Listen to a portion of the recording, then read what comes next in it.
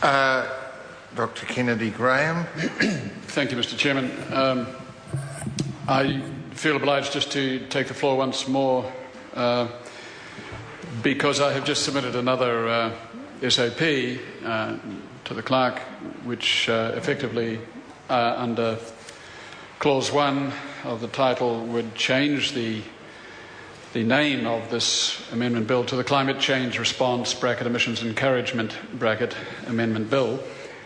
And while the Minister and his colleagues might be disposed to dismiss that as a bit of light-hearted fun that could be seen as possibly wasting the time of the House, I would demur and suggest that he and his colleagues recognise that it isn't quite as mischievous as it may seem, because it is, in fact, the way the amendment bill is crafted, it actually will have the effect of encouraging emissions.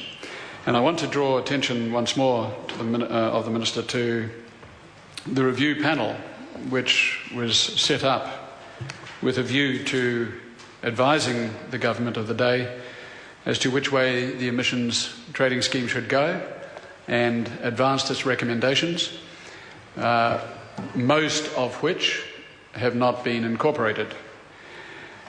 And the review panel, and I refer back again to figure 2.1, makes it clear that both gross and net emissions of New Zealand are projected to increase on the way the emissions trading scheme is currently structured.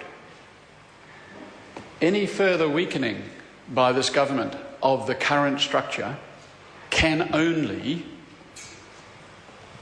make figure 2.1 worse.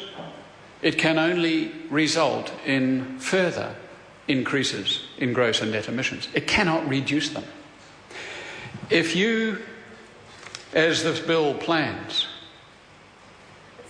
continues the price cap without change, continues the 1-for-2 surrender obligation indefinitely, refuses to allow any restriction on the trading of units coming in from overseas, defers agriculture indefinitely, you cannot, in logic... Order. Sorry, Mr. Chair. The government cannot, in logic, say that that is strengthening the scheme. It is unavoidably weakening the scheme. If you weaken the scheme, the emissions go up. You are encouraging the emissions. So the title actually has to be Climate Change Response Emissions Encouragement Amendment Bill. And I'll stop by just reiterating the request I made before dinner to the Minister, before the bill goes to the vote, both this title and the bill, to address the figures that I quoted earlier. I won't cite them again. And explain to the House, to the satisfaction of all New Zealanders, how the amendment bill, as it is structured, can provide a critical path to reduction even of the government's own figures of 10 to 20%, midpoint 15%, setting aside the Green Party's SOP figure of the midpoint of 25 to 40%, 33%. Take the 15%. Explain to the House,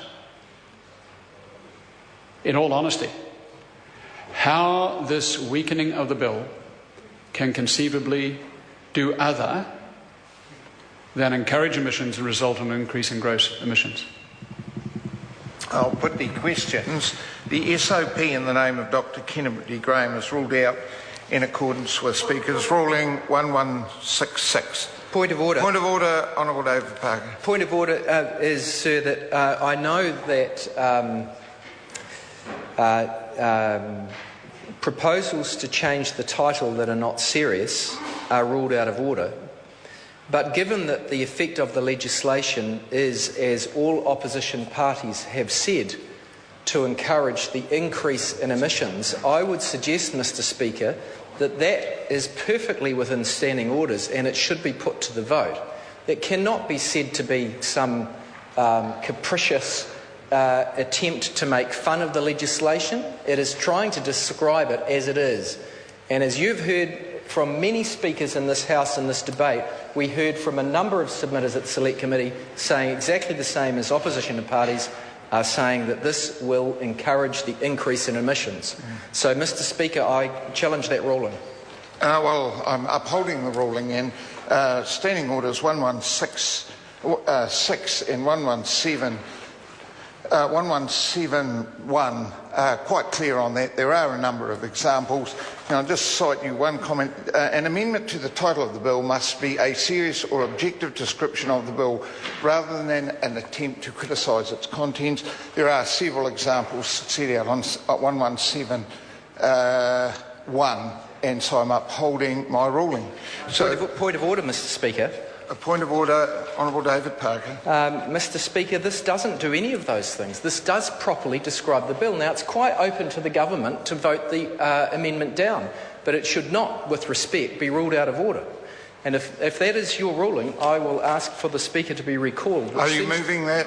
Well, it seems I will, sir, but it seems a perfectly easy thing for you to do, to actually put that to the vote, because that is not a capricious amendment. It is a proper description of the legislation according to the opposition, and it is our right to have that sort of amendment. Is the member moving the Speaker be recalled? I'm actually suggesting a very easy way through this. No, I've indicated I'm upholding my ruling, so the member is entitled to move. I've never done this before, sir, but I am. I'm going to ask for the Speaker to be recalled. Right, the question is, the Speaker be... it's a vote, isn't it? It's a motion. So those in favour that the Speaker be recalled will say aye. Contrary, no. The noes have it. Point of order, Ian Lees-Galloway. Mr Chair, it is a convention of the House that motions to recall the Speaker are supported by the House, so I ask that you put the question again. I'll put the question again. Those in favour will say aye. Contrary, no. The ayes have it. The Speaker will be recalled.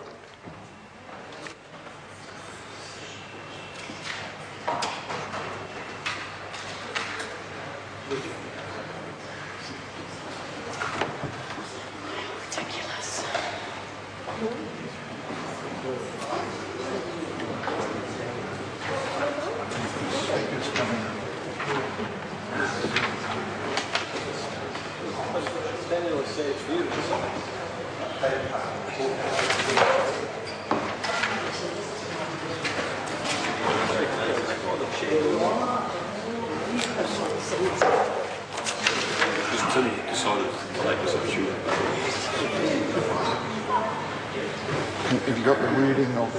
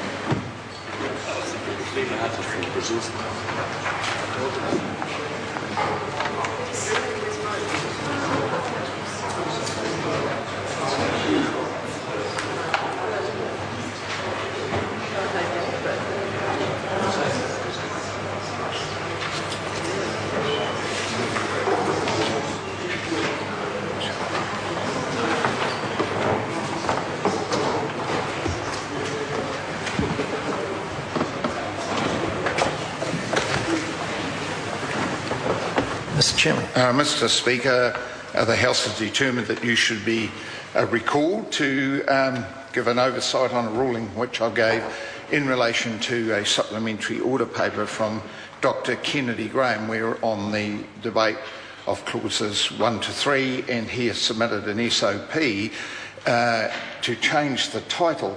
Essentially, what he wants to insert, remove that this Act is the Climate Change Response Emissions Trading and Other Matters Amendment Bill, and he's wanting to delete that and insert this Act is the Climate Change Response Emissions Encouragement Amendment Bill. And I gave this some consideration and was guided somewhat by Speaker's ruling 116 bar 6 and 117 bar 7. 116 says quite clearly, an amendment to the title of the bill must be a serious objective description of the bill rather than an attempt to criticise the bill. And while I would certainly concede that Dr. Kennedy Graham is indeed serious about his concerns, after having listened to the debate, I just believe that this was a step too far. It is in fact an amendment to the Climate Change Response Emissions Trading Bill, and to assert that this bill is now a bill which encourages emissions, I believe, was just beyond the pale of what was a serious SOP. There are some examples quite clearly that I felt fitted around this, and they're set out on 1171, and so accordingly I was challenged by a point of order. I did uphold my ruling, and the House has deemed that you be recalled to give your consideration on my ruling. I'll hear from Dr. Kennedy Graham. Thank you, Mr. Speaker, and I apologise for unintentionally causing such concern on the part of the House, because it was not, in fact, even though the SOP was submitted at a late stage in the discussion, in the debate, it was not my intention to be in any way mischievous in misleading the House. The points I made, sir, when I advanced the SOP, and I'll just summarise them for your consideration, are the following. The Emissions Trading Review Panel from last year published its document, which contained, of course, recommendations to the government for the future of the emissions trading scheme. In that, it shows in figure 2.1 both gross emissions and net emissions projected to increase. That's my first point. My second point is that if you then have, in response to that, an amendment bill in which you demonstrably defer obligations under the scheme, namely a deferral of the price cap at the same figure, an indefinite continuation of surrender obligations, no restrictions on international credits coming in, and an indefinite deferral of the entry of agriculture into the scheme, then it is a logical, inescapable conclusion that those provisions in the amendment bill will not reduce emissions. They can only be seen to increase emissions. So if you have the original projection that increases emissions and an amendment bill that can only be interpreted as increasing emissions, my point was that it is in fact, it's a necessary conclusion that this bill will encourage emissions, hence the need to change the title. Thank you. I'll hear first from Michael Woodhouse. Just briefly, Mr. Speaker, I don't think that the member who has moved the SOP intended to be frivolous in the title, and he's explained that, but I am influenced by Speaker's ruling 11712, Chairman Kidd, in respect of the Employment Contracts Act, which referred to the Exploitation of Workers Act. Now, that was a value judgment. The government disputes that emissions will rise under this bill necessarily, and therefore it is either a debating point or a value judgment. However, the point I'm raising is that it's very similar to the issue that Chairman Kidd had to consider, what is effectively a value judgment. The Honourable David Parker. Yeah, thank you, Mr. Speaker. It was me that took the point of order and unusually followed it through to your recall, and I don't do that often. First point I would make is we know the demeanour of different members of this House. You certainly cannot call the member who put this supplementary order paper one of the more capricious members of this House. He would be one of the more serious members of this House, and he believes that his amendment is appropriate. Secondly, the discussion that you've already had to hear as to whether this is an appropriate amendment shows that it's a debatable point. It is a debatable point, and if the Speaker has been listening to this debate as it has proceeded through earlier stages and through earlier parts of the committee stage, it is the opposition's contention that by excluding 50% of New Zealand's greenhouse gas emissions from the emissions trading scheme, it has the effect of enabling an increase in emissions. Now, that is a debatable point that it is within the purview of opposition parties to point. The third point I would say, sir, is that I understand why these rulings were starting to be made, because there were times when there were hundreds of amendments being put to the titles of bills, and some of them were effectively trying to unfairly delay the business of this House. There is one amendment to the name of this bill on the table, and with respect, sir, I believe that the appropriate course, if the government disagrees with this change of name, is to vote it against it. It's not appropriate that it be ruled out of order, because in my submission, it is quite properly in the power of the opposition to call a bill what it really is doing, and that's all this amendment tries to do. I thank members for their contribution to my consideration of the matter. I think the issue to me is, how would a reasonable person respond to what has taken place? Because we don't have a specific standing order covering these matters, but there are fairly clear Speaker's rulings. And if one does look at the Speaker's rulings in 1171, they cover a very similar issue, where it is proposed that titles should be changed to be less than objective, to create a political view, if you like, of what a political view may consider the legislation to be doing. And they've all been ruled out. And I think, a reasonable person would say that to change the title from an act, the Climate Change Response, Emissions Trading and Other Matters Amendment Bill, to an act, the Climate Change Response Emissions Encouragement Amendment Bill, is a very different title and contains the same kind of political view that is expressed in those titles in 1171 that have been ruled out. And I think a reasonable person would arrive at that conclusion. And I just want to encourage the House on these serious matters, because I fully accept it's a serious matter, to be reasonable. And that's why I believe I must support the chair of the committee in ruling out that amendment to the title, or that SOP to amend the title based on the Speaker's rulings in 1166 and particularly 1171. And I therefore declare the House in committee for further consideration of the bill. Mr. Speaker. Does the member wish to raise a further point of order, Dr. Kennedy Graham? Well, I've just declared the House back in committee. I'll withhold that for a moment, so I don't preclude the member from raising his point of order. Dr. Kennedy Graham. Without drawing out the time of the House, just to say that I consider myself to be a reasonable person. Forgive me, I did not mean to imply that the member wasn't. I was just asking members to think about those changes. So I now do declare the House back in committee for further consideration of the bill.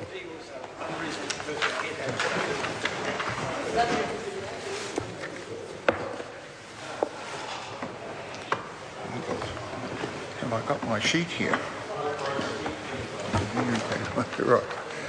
So put the question on clause 1. That clause 1 stand part. Those of that opinion will say aye. Contrary, no. The ayes have it. Party vote. The clerk will conduct a party vote. New Zealand National. 59 votes in favour. New Zealand Labour. 32 votes opposed. Green Party. 14 votes opposed. New Zealand First. 8 votes opposed. Māori Party. 2 votes opposed. Mana. 1 vote opposed. ACT New Zealand. 1 vote in favour. United Future. 1 in favour.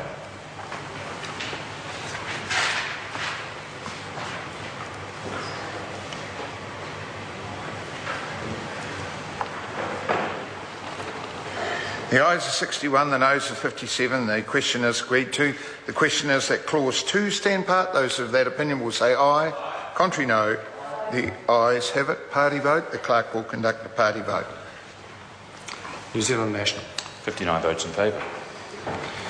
New Zealand Labour. 32 opposed. Green Party. 14 opposed. New Zealand First. 8 votes opposed. Māori Party. 2 votes opposed. Mana. 1 vote opposed.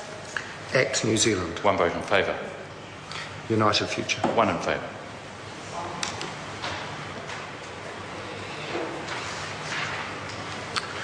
Ayes are 61, noes 57. The question is agreed to. The question now is that clause 3 stand part. Those of that opinion will say aye. Contrary, no. The ayes have it, noes have it. Party vote called for. New Zealand National. 59 votes in favour. New Zealand Labour. 32 votes opposed. Green Party. 14 votes opposed. New Zealand First. 8 votes opposed. Māori Party. 2 votes opposed. Mana. 1 vote opposed. ACT New Zealand. 1 vote in favour. United Future. 1 in